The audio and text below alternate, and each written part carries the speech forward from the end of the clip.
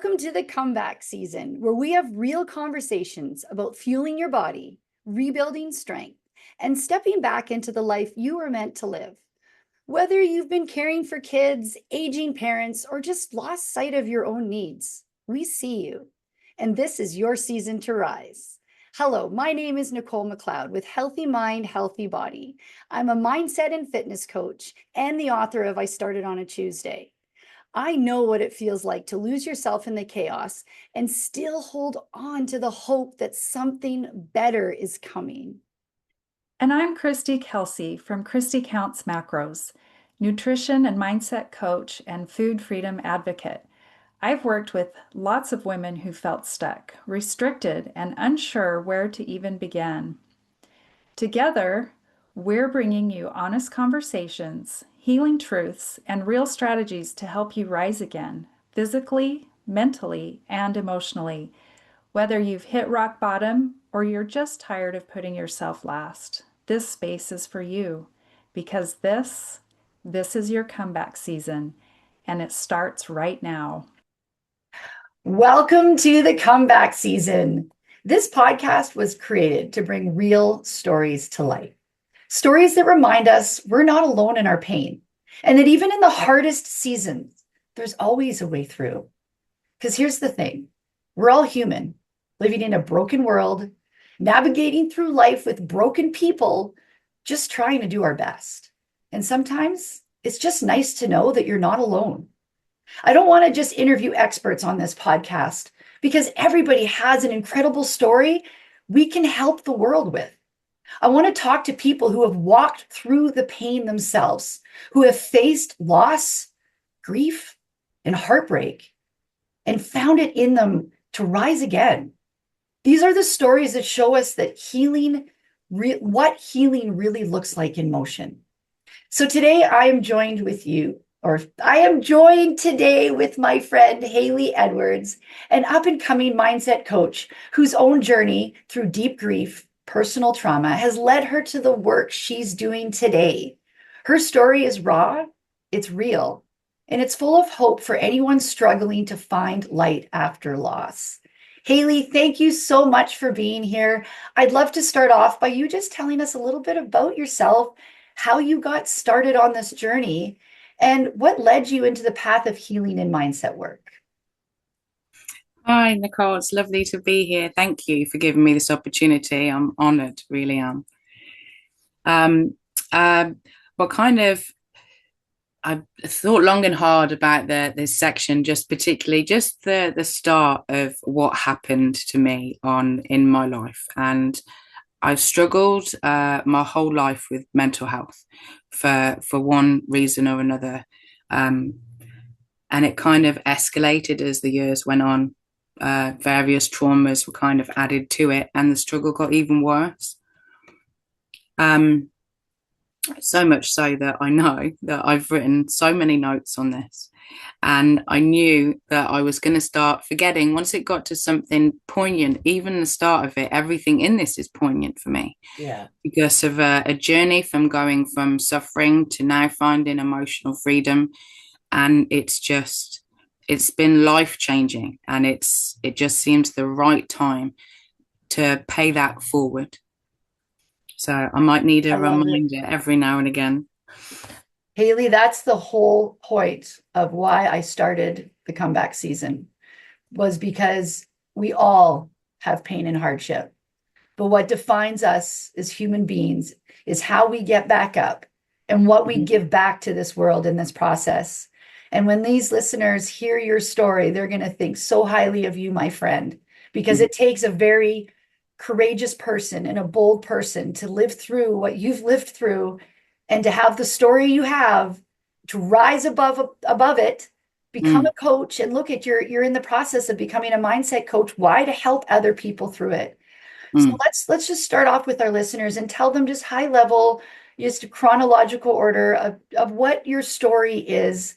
And then we're going to get into the other side, the good part, what you're getting or what you're doing to get through it. And so let's start from the beginning. Yeah. So I was saying, the thing that stands out the most for me, like at the start, I noticed my mental health or that anything was wrong with it. I started to suffer from depression at about the age of 16, feeling like black clouds were coming and there was nothing I could do about it. I couldn't explain it any other way. I didn't understand. I would wake up crying. I could go to bed crying. When someone would ask me like what's wrong, I couldn't explain it. I But there couldn't was put it something into before words. that in your childhood that triggered that, right? Yeah, and something at that age as well. By this time, and I think I'd have forgotten almost about the first trauma. I'd kind of put it away. So by the time the second trauma came out, this kind of added on to things. And then there were multiple traumas through my life. And just realizing this recently by thinking about the notes to retell my story is it's hard to accept that I've been through this. Yeah. Like when I tell the story, and I've told my story lots and lots over the years, and I normally just go straight into it, kind of unfeeling, unattached to it. It's just facts. It's like this happened, this happened, this happened. And quite often I'm stunned by the person I'm telling's response because it's like, well, that looks like something really bad happened. And it took me forever to accept, even by telling the story, that no, this happened to me. And not only did it happen, it changed everything, like to a point where I can't go back. I can't get back like things that I've lost. But in Well, it regard shaped who you to, are, right? It shaped who you are as a person. oh, for sure, for Mhm. sure. So it wasn't until the last traumatic experience, which was like trauma number 5. And at that time, I'd been going through and didn't know at the time narcissistic abuse. That at the tail end of the other traumas I'd been through before, that was the turning point. So when we spoke about before in the setup about the turning point for me when I realized life would never be the same, it was looking back on it, it was that. It was after the narcissistic abuse and after losing custody of my daughter in the most ugliest of fashions, played in a way to hurt me, particularly in a way that would really do lasting damage. And it worked. And that was the moment my brain kind of went offline and it brought up all the other previous traumas Yeah. to a And you got to point learn where not to trust yourself in that process too, right? Because it's just you are just surviving. yeah, and I think to a point I'd forgotten about most of it, like I said, until when I was 16, I witnessed a loved one get assaulted. And I blamed myself for the following 25 years because I felt responsible for causing that to happen. And it wasn't until therapy much later on that I realized I'm not responsible for people's actions. I'm not responsible for the way they react.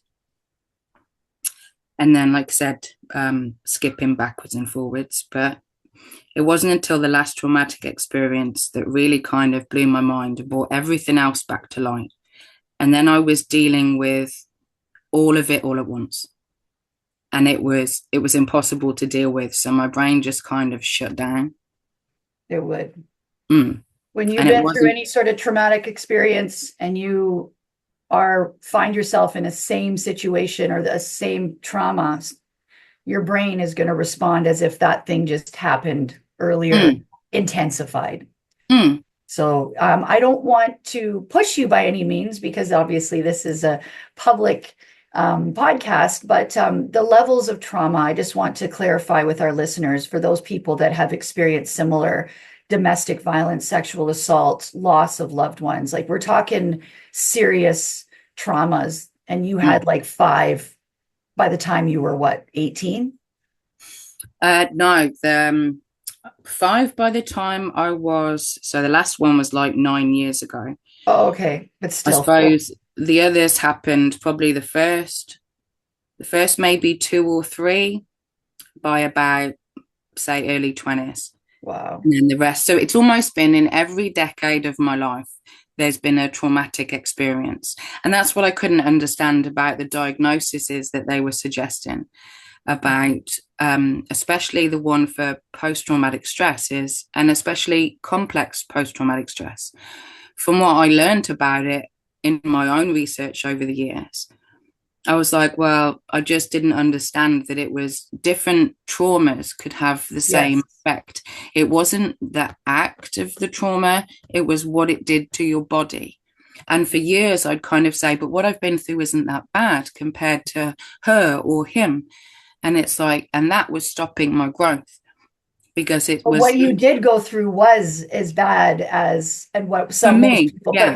but for what you were telling yourself to Mm, soothe yourself, oh, it wasn't that bad, it wasn't that wasn't that bad. bad. Because if you keep telling yourself, I've been through these catastrophic events that have completely shaped who I am, that's where we were talking about this too with the multi-personal personality diagnosis on some people. Many people, and I was actually listening to a podcast not too long ago called Trauma Rewired, and they were talking about that they had a guest on the show that a lot of the times people are diagnosed with these mental illnesses and they're simply not mental illnesses, they're trauma responses.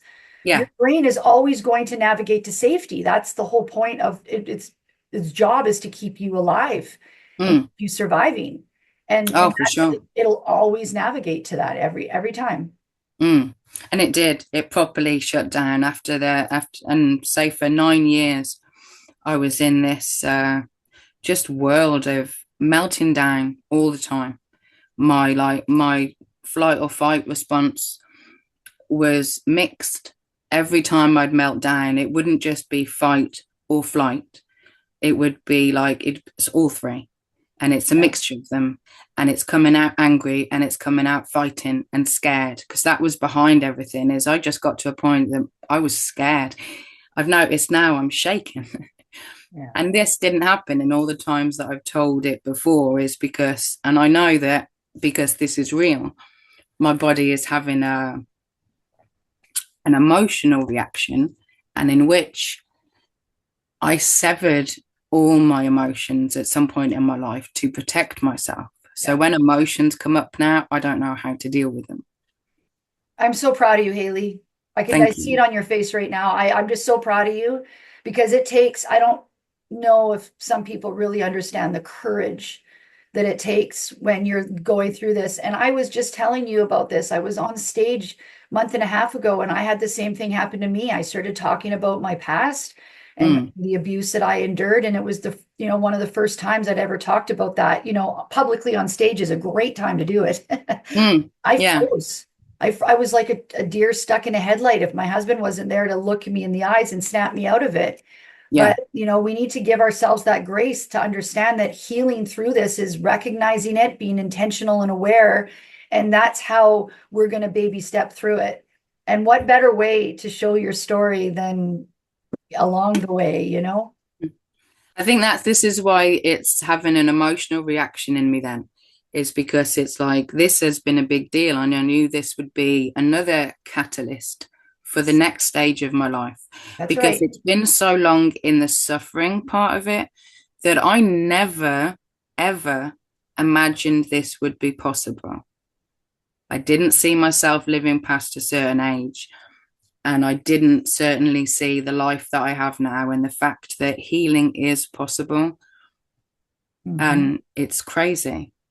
And the foundation of Absolutely. the healing, I don't know if you'd agree with me on this, but really starts to take shape when you learn your self-worth. I too had a traumatic childhood, and that was such a missing part is I couldn't set boundaries for myself in life. I was a great target because I would just people please like freaking crazy because I just was looking for love and in all the wrong places, Yeah, yeah. but the reality is we all respond differently to pain. Mm, Sometimes it's that fight. Sometimes we want to run away from it. Sometimes we freeze. And yeah, and the biggest thing to consider is the the understanding the why behind it. So if yeah, I'm in the moment right now, I'm freezing to actually recognize it. Okay, why? And the second you start to process the why is when it makes sense. Because yeah. although our brains will always try to navigate to safety and we'll always try to predict, mm, right? Another thing our bodies will do is, like I just said, predict, but to understand it. And if we can't understand the reason, we're going to mm. keep looping and fill in the gaps of our own reasoning. And that's where Yeah. our self-worth. Why was I sexually assaulted as a child? That affected my self-worth. That affects most women's self-worth. Mm, When we were abused physically, mm. mentally, in my opinion, is 10 times worse. Yeah. you know, Yeah. the why behind it. Why is my body responding this way? And I don't know about you, but the day that I started to learn about my personality traits being trauma responses, because I've always wondered, Mm. why the heck do I do the things I do? Why do Yeah. I Yeah. say the things I say? Why Yeah. does certain things trigger me over Mm, trigger somebody else? When mm, you start to break down the why, man, mm. that's when the healing really starts to take shape. Do you agree with that? Oh, for sure. And sometimes getting to the why, that doesn't happen straight away. No. The why takes such a long time to come out. Mhm. Um, and when you said about the similarities between and it seems hard for me to say, but you've already said it, so we're going to say it. The difference between being sexually assaulted and assaulted mentally, knowing that it's much more traumatic in a way for mental abuse, and we can only say that, I gather, as a person that has personal experience in both. Mhm. Because, and that's, so it's not saying to anyone out there that anyone is worse than the other, because, like, as a person that's been through both, so to get back to that as well about what happened, I'm just going to list it off as I always have. Then I was a victim of sexual assault when I was 7. By the time I was 6, I grew up in a toxic environment. My parents were always fighting. By age 16, I witnessed an assault against my mom, to which I blame myself for the next 25 years. I was beaten up in my own house while my son slept in the other room at that time, organised by my partner, and he stood and watched it. And then I was arrested for me going mad, because I've got a history of mental health.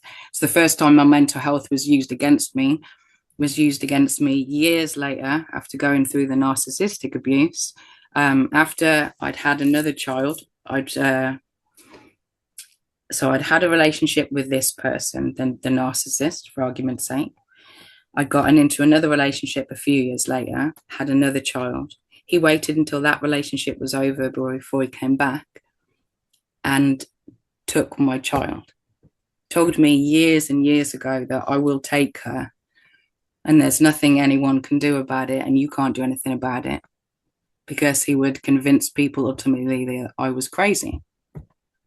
And even saying that out loud to you now carries so much fear, that if Mhm. he was to hear this, and then if the truth ever comes out, that this is such, it would blow everything open again, if that's the right way to explain it.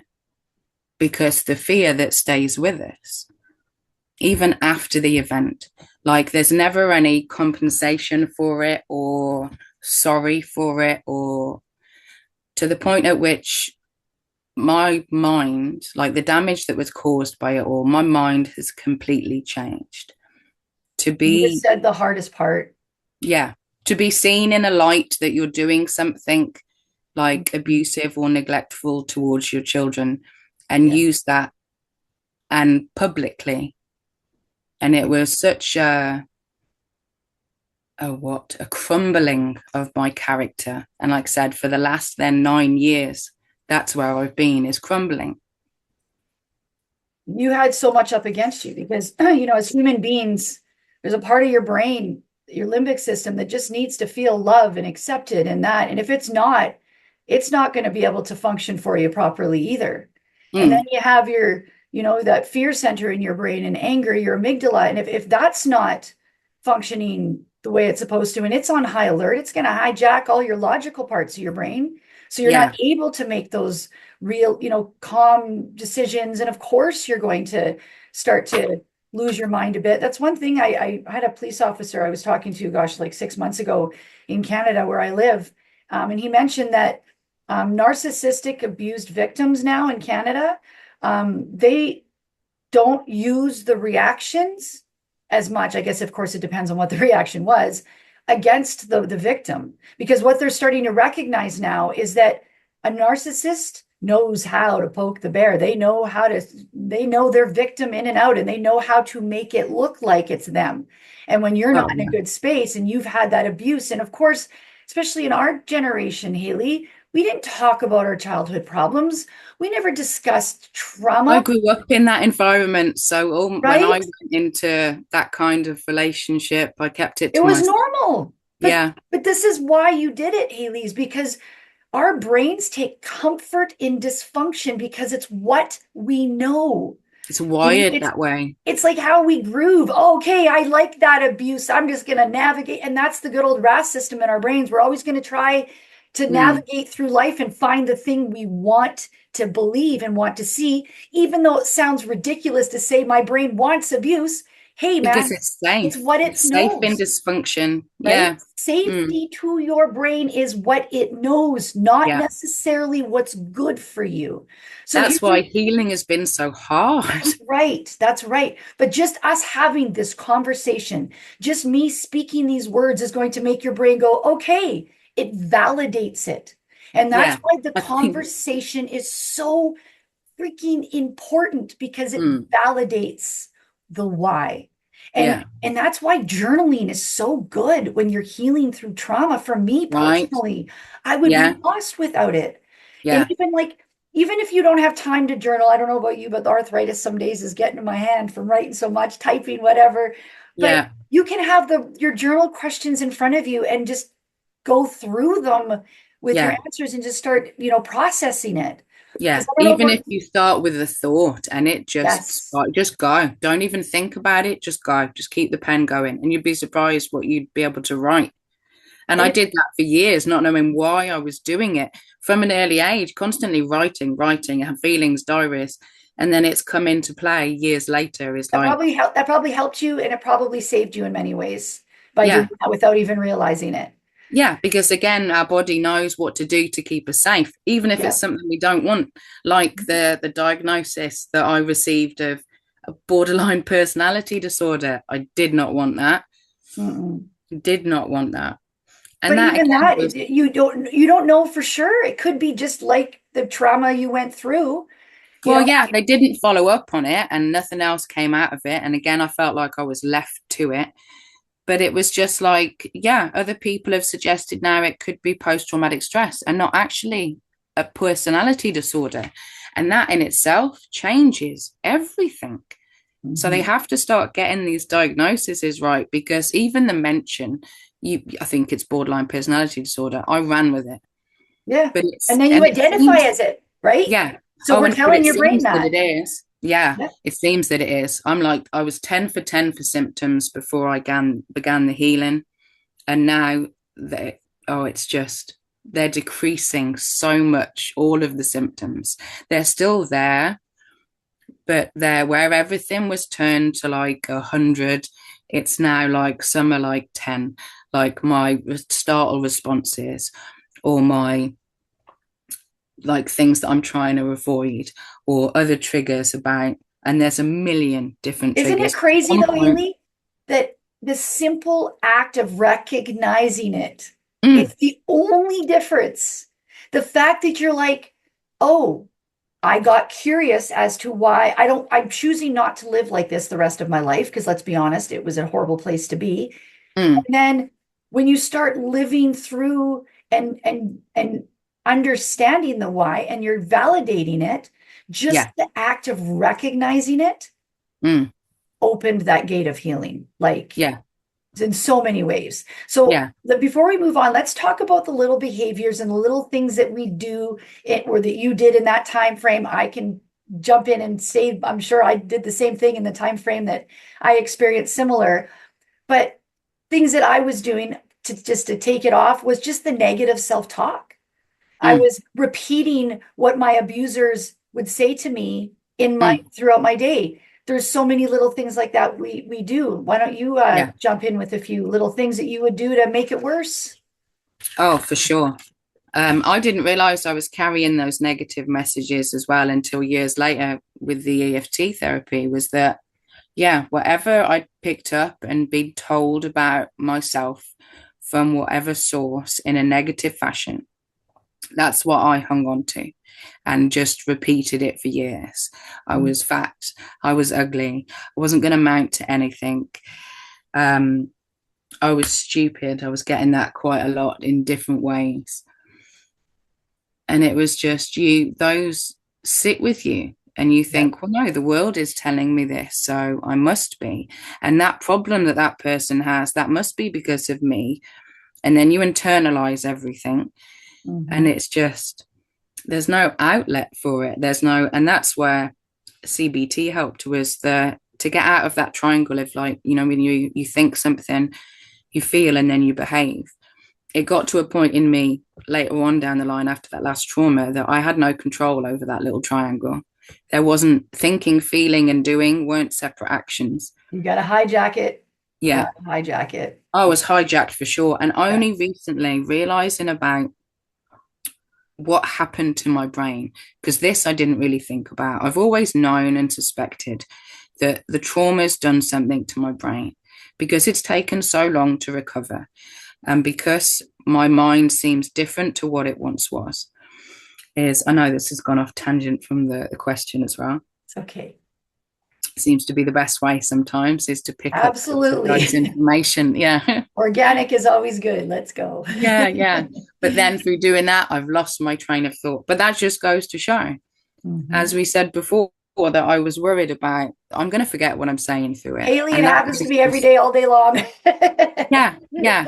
But I focused so much on that it's just like, oh, everything became a trauma response. And Mhm. then everything gets dialed up to, like, oh, this is that, this is that. It took a long time to go through the research to find out what I was doing to make everything worse. Did you And it even feel was, like the intelligence level? Like I even felt when it was at the heightened worst in my life and burnout, I didn't even have the capacity to remember short term, long term, any term. yeah, Just the next words coming out of my mouth. I could be mid sentence, what just happened to you, and just gone. mm, Someone would yeah, ask me a question. Here's the answer. Oh, it's gone already. yeah. And the way I explain to people now is like, I don't know what I'm going to say half the time. And that's why I worry Surprise. about conversations, because, and I've always said, do you think inside your head? Like, is that what people do? Because I've always felt I was different. And it was like, I don't have that kind of inner dialogue. But it was only when I started healing that it was like, oh, you do. And Yeah. you've got the negative on loop. And it was like, no wonder you feel so bad. The trauma only happened for a moment, but we Mhm. carry it with us for a lifetime. And we don't need to. We weren't meant to carry it for this long. Neural pathways are formed every time you have that thought, every time you speak life into something. And that was what your brain will always, what's that saying? Oh, there's something that wires together, fires together, wires together, something like that. That basically any parts of your brain, if you're constantly navigating back to that part, that when something else is triggered, Yeah, that's what your brain's gonna navigate back to, yeah, right? yeah.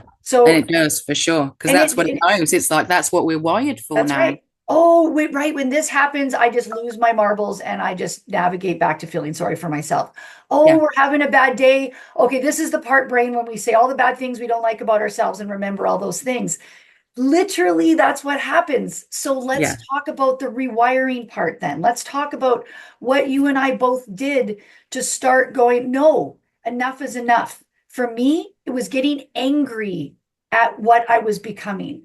It was my identity changing before my eyes. It was listening to people say, oh, she's this way or she's that way. And me in my head going, no, I'm not. Knowing damn well that all these people that were telling me who I was wasn't me. And that mm, for me personally was my turning point of enough is enough. I'm going after my life again, right? And when you yeah, start making those changes and recognizing those triggers, Mm. That's when it started to change for me. What about for you?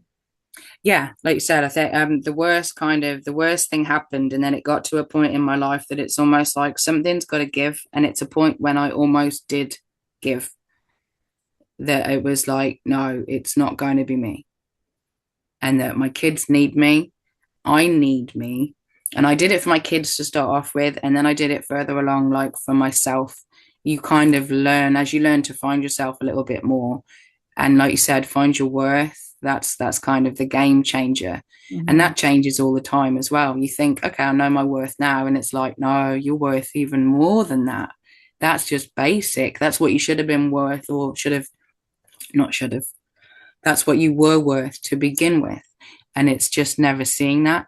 And I know that I've lost my train of thought again. I Sorry. was, it's so funny. I lost mine too because I was just thinking that, and you just saying that made me realize or made me think about the fact that if only each and every one of us could live out our purpose and live as if we understood our worth.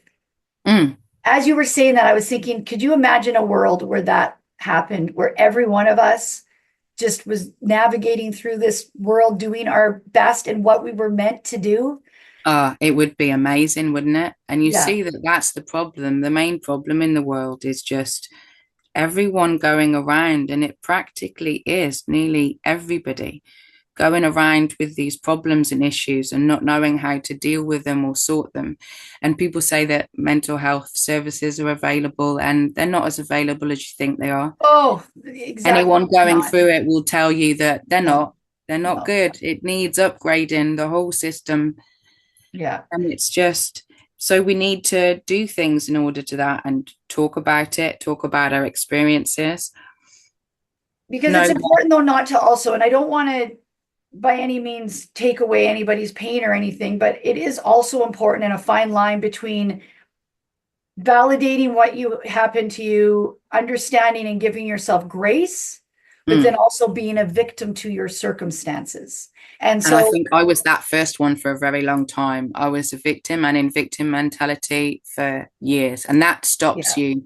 When you it said will about what things you 100% do that keep you stuck and keep you in that place, be that's a one of victim. them. The Yeah, victim mentality is, yeah, why did this happen to me? yeah, And the anger and everything yeah, and the pain of this happened and this happened. And that's where I was living. And just all of these things just happened. And it's like I was constantly saying it. Hello, this happened to yeah. me, waiting for that validation. When Mhm. ultimately we need to find that in ourselves, is to validate, no, I've been through some bad things. Yeah. They affected my mind through Mhm. the whole process that I learned today about your amygdala and your hippocampus and the frontal cortex, is they all get hijacked, sending stress hormones around the body, of like everyone's running around, if you like headless chickens. It's so true. Yeah, Yeah. it's so No true. emotion knows what to do. Your Oh, sensory processing is off, so you can't make decisions, you can't forward plan, you can't think rationally. And then yeah. your amygdala is telling you that you're in danger. You need to either fight, flee, or stop exactly where you are, play dead. And it's It's kind just, of, it's not funny, but when you really think about it, this is what we're all dealing with here. yeah, yeah. And there Yeah. are things that, like you said, it seems like a top secret club. Like we still, the stigma around talking about it is so real. Isn't it And it's crazy? like, and yet people are suffering when Mhm. we could help each other. Mhm. If you think you're free of poor mental health at some stage in your life, you're fooling yourself. Every Mm, human, if you have a brain, there's mm, something that's not perfect with it. And mm. And and that what what we, makes you so angry when you go through the stigma of right? having that stigma thrown against you. Yeah. And I've had it in public from strangers, I've had it from people I know. And it's just like, this is horrendous. I admit when I haven't had my best days, I wasn't always thinking about how kind I was being. Mm, What would happen if we navigated through our day, living like every person we encounter is going through a horrible traumatic event and we just need to be kind. Yeah. and be, courteous of each other and not, but it's so hard to do when you're having a hard day. You just want to rip someone's face off. It's Yeah. one of those, right? Like Yeah. and we're none of us are free of that. But the day Mm, that we start to learn to turn our pain into purpose, as soon as we start to realize, why do I feel that way? So, for example, on the days that I have that anger, the old mm, Nichole would have just, well, probably gone to the gym, but I would have mm. let that rumination go through my head. I would I have would had have just all the, broke something. oh, the conversations, that happened, and totally solved all the problems, right? We don't, Yeah. right? It's like it The does endless nothing. arguments, endless, endless. And you have them, and every argument's even better when you start, you have them with yourself because you get that one up, don't you? And then, but here's the thing, forgiveness. Ah, You forgive, and it's so hard. I struggle with it every day still, but this is my new personal goal, is to start wholeheartedly mm, forgiving, maybe not choosing to do life with the person, obviously, or if it's a family member, being cautious and wise about when you re-enter each other's lives, whatever that mm. scenario looks like. But if you think that you can heal and not forgive, you might be greatly disappointed, because Oh, yeah. Because even with forgiveness the is, people that do you really wrong, like the yeah, person that broke my mind, if you like, was yeah, like, there was a point in my life when I had to stop the hate because the hate in itself was driving me crazy because I couldn't turn it off. It was the anger and the hate behind it and the injustice and all the bad emotions. Was forgiveness. And the people will tell you this, and you think, yeah, right. Like forgiveness is for you. And it really is. it is. It's about, I forgive you because there's something wrong there. Just like there's something wrong with me, there's something wrong with them. Yeah, And through not being healed, these things occurred. It wasn't against me particularly, in the wrong place at the wrong time. Have I got things out of it? Yeah, I've got my children I wouldn't be without. that's The right. experience in itself, yeah, I'd rather have lived without. But with it, and like you said, with turning, let's see, it's poignant, turning pain into purpose. Yeah, It's taking what happened to me and not living in, and I don't thankfully live in victim mentality anymore, is the fact that I can then help other people from a position where I know exactly what it feels like to be sexually assaulted. I know exactly what it feels like to be narcissistically abused. I know exactly what it's like to grow up in a turbulent household. And that in itself does crazy things to your nervous system from the get-go. And it wasn't until learning about these things, like you said, when you get curious and learn about, and that was the first off, I suppose, even in my teenage years, when I realized something's wrong, something is different, it doesn't seem to be like everybody else. So I started to get curious. And the best thing I did was start to research, what is it? What's the problem? It took years to find the answer. And it wasn't until, like I said, you get the right thing and the right thing clicks. But it's just perseverance. here's And the reality. thankfully, Every person on planet Earth has had childhood trauma. Everybody oh, you can has it. guarantee. And because here's the thing, it's human beings raising human beings. Like I said, broken people navigating through a broken world, just trying to Yeah. get through the brokenness, right? Yeah. So we all, in some capacity, have some sort of trauma. When I say trauma, it's just, your brain over or malfunctioned at some I was point. going to say the word itself in trauma is the fact a lot of people don't realize they've been through trauma. Mhm. It's only, and I found that myself when you tell other people and you say, like, well, they tell you something and you're like, that's trauma. And they're like, no. And it's, yeah, Yeah. that was a traumatic experience. And they're like, no, but it either wasn't that bad or this, that, and the other. Or I thought that only happened to war veterans. And it's like, no, anything that makes your nervous system scared Mhm. to its very core will, like you said, rewire or try to rewire that part in your brain. And then the But more when that you're doing it as happens, like from childhood, my point is that it's developing. Your brain is a Oh, for sure. developing brain. It's not even fully, they're saying prefrontal cortex isn't developed till you're 25. Now there's some evidence saying later up to like 29 or something.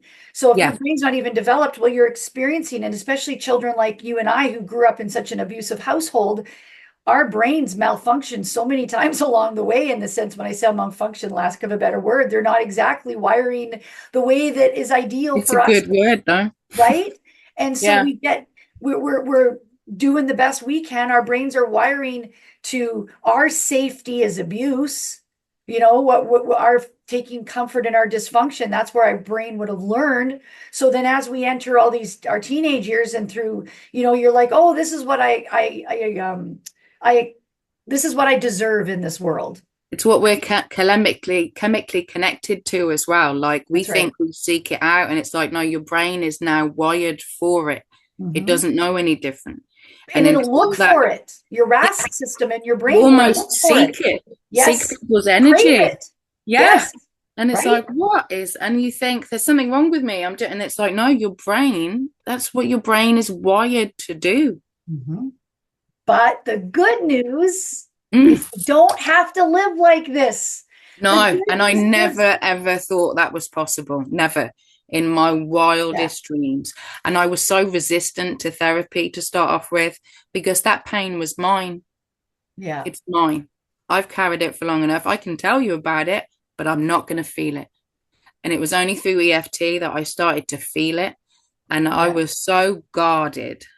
And it took years to be able to go, okay, I'm safe enough to give like my practitioner to let her hold that space for me to be able to just let it out and say, yeah, that really hurt me. And it Trauma was is a stored game in your changer. body, right? Mm, yeah. So many different emotional responses from being stored in your body. Like now, even the fact of still the jitters is Yeah, it's like I know it's stored in my body. Every yeah. time I'm triggered by something, it's in my body. I react before I get a chance to think about it. But thanks to EFT now, I'm able to pause, Mhm. reflect, respond, not react.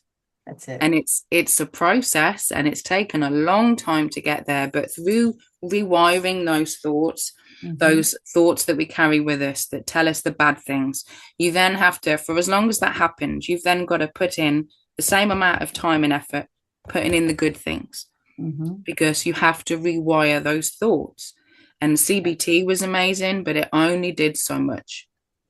Like it helped me, and I did different like courses with a managing emotions course that helped me to understand what emotions are and like everything to do with that. Then I did women's aid courses for domestic abuse survivors, learning what I'd been through there to be able to put that right and to be able to be there for the children. And then going on to rape and sexual assault centers like one-on-one and group therapy. And then everything seemed to help, but nothing as much as EFT, like this I, emotional freedom technique, blew my yeah, mind. I second that. I Mm, second that. And when we both, you worked with the same person, yeah, Beth from Cameo Coaching. Yeah, no, and I had her as a guest here. It changed yeah, my world too. And it's something that I use every day of my life. When I feel anxious, when I feel it's a great reminder, yeah, it wakes that brain up. The yeah, butterfly taps. That's a big yeah. one I've been too. here squeezing my fingers while Yeah, I'm I stroking know, the cat. right? Yeah. And you just the whole rubbing that part of your hand. Yeah, Absolutely. yeah. And those are calm points. And I say this too with clients in working out, that if you're high cortisol, I hate the gym, you're angry, you had an angry day and you don't want to work out, you begrudgingly go there and you drag Mm, yourself there, how awesome is your body going to perform for you, right? You've now yeah, it's not got because that it's rigid. cortisol up, you're making Yeah. you look fired up. I don't want to do this. Mm, Or what happens if you calm your nervous system before you go in? If you really don't want to work out, tell yourself you do because you know it's good for you. yeah, And what would happen to your workout then, right? yeah, So the ripple effect, boy, oh boy, that is a mm, real thing. Ripple effect in the course of your day, but yeah. ripple effect in generations for our Oh, children, for our grandchildren. Because yeah, here's the thing, we have a responsibility now. We have knowledge that our grandparents and our parents never had access to. So Yeah. now what are we going to do about it? So Yeah. we do the work, we put in the time, and it will carry over into for future generations and even past. There's Mm. been people say that, experts say that you do the work, your parents will benefit too. Yeah, I So, was going to say we can tap both ways from what I'm yeah, finding, like for future generations and backwards. I've done generational trauma tappings because there's a point that it carries with us. yeah. And there's even if things happen in utero, like when we're a baby, Hmm. we're still part of our mum. So, and that nervous energy then gets passed to us as an imprint. That's So right. from the get-go, so that when that riling, so anyone that's having abuse from the age of their conception, and yet even that you can tap on. And Yep. it's not just about fears or phobias. The fact that I can then go into and specialize in trauma is like just amazing. The one field that brought me to my knees then over a period of time is that if I could just give a fraction of that to someone else to open up that possibility that healing is possible, and Yeah, it might take some time and it's not pretty, but it's the best thing you can do for yourself. And it it's is. and it's not, you don't even have to understand it, you don't have to, and you won't understand the whole process. I'm understanding more and more every level of healing that I reach. I And you love it. think, oh, I'm done now. I thought that years ago. I'm done with my healing. No, it kicked me in the bottom big time. And it Keep was going. just, yeah, it takes until it floors you to go, now I'm going to start rebuilding. That's right. I always love closing with this. What is your bigger vision now, my friend? Where is life going for you now? What are you in the midst of? You have some exciting things that you're doing now. Why don't you talk about that a little bit? Training in EFT now. So getting the opportunity to be able to train in the very thing that set me emotionally free, or sets me, because again, it's done so much.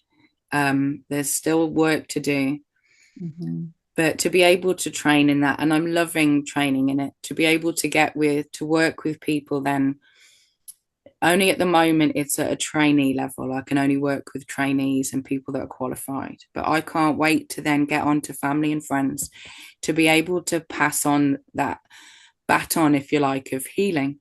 And that was always my intention. It was never just to get better by myself or for myself. A lot of it was by myself until I got the right help.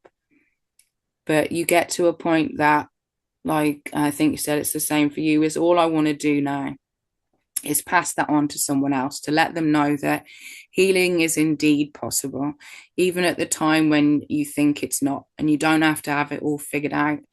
Is you'll find the answers along the way.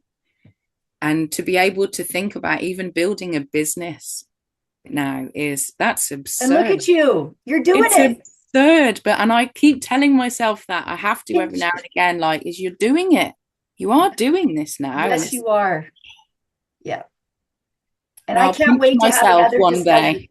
Yes. And I can't wait to have another discussion soon when you are certified and it's time to Oh, start helping people and getting clients. And I'm really excited to see what you do in this I world. can't wait because it feels like I'm evolving all the time. Like it's a Yeah, weird transitional phase in my life where I'm actually leaning into the healing and just allowing it to do what it needs to do. love And it. so there's different levels still to go. And I know that at the end of all this, hopefully we'll have another, like I said, another interview, and I'll have changed Absolutely. again by then. It's like it's constantly evolving, and I don't even know what I'm going to do next. Starting the training was like that caught me by surprise. Doing this caught me by surprise because I'm just taking those opportunities now to just anything that feeds into this, the Yeah. healing, the getting better, pushing myself. I drove a boat not long ago. I've never done that in my life, and I nailed it. That a And it was girl. just pushing those things to be able to go, well, what else can I do now? Now that I can do that and I'm thinking a bit clearly, what else can I do? Anything. Anything's Mm. And possible. it is, possibilities are endless. They Haley, really, really are. I am so proud of you. And I Thank hope you. that you are proud of you too, because you've done so much work and it's so inspiring. Do you have any last words of encouragement for anybody that you feel that is lost or broken right now? Just to know that, I suppose, and again, it was all sounded better written down, but it's better from the heart. In the fact that no matter how lost you are, no matter how damaged you are, or that you call yourself, no matter how much you've been through, is that there's always light at the end of the tunnel. And I know it sounds really, really cheesy, and I would never have believed it myself, but things can get better with time and determination and self-love, and just so many things that just need to be grown and adapted, things that we might be lacking but are within us. And that's all I want to do, is to help open that door and find the answers that are within everybody, because the answer is within us all, is what ails us and what will put us right. And I just want to be able to open those doors for people. And healing is possible, really is. Above all else, just believe. 50% of your healing starts with believing that it's possible. So It that is does. so true. Thank you It so does. much, Haley.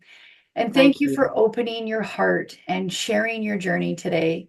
Your story is so powerful, my friend. It's a reminder that healing isn't about erasing the past, it's about learning to carry it with strength and grace.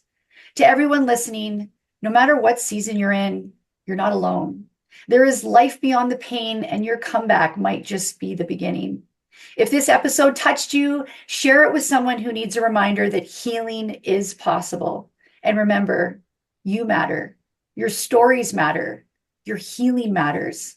And this, my friend, is your comeback season. Thank you. Until next time. Thank you for joining us on the comeback season. Please remember, the conversations we share here are for informational and motivational purposes only. We are not licensed medical professionals, and this podcast is not intended to diagnose, treat, or replace guidance from your doctor or your healthcare provider. Always consult your healthcare team before making changes to your nutrition, your fitness, or your mental health routines. Your health and well-being comes first, and we want you to move forward safely with the right support for your journey.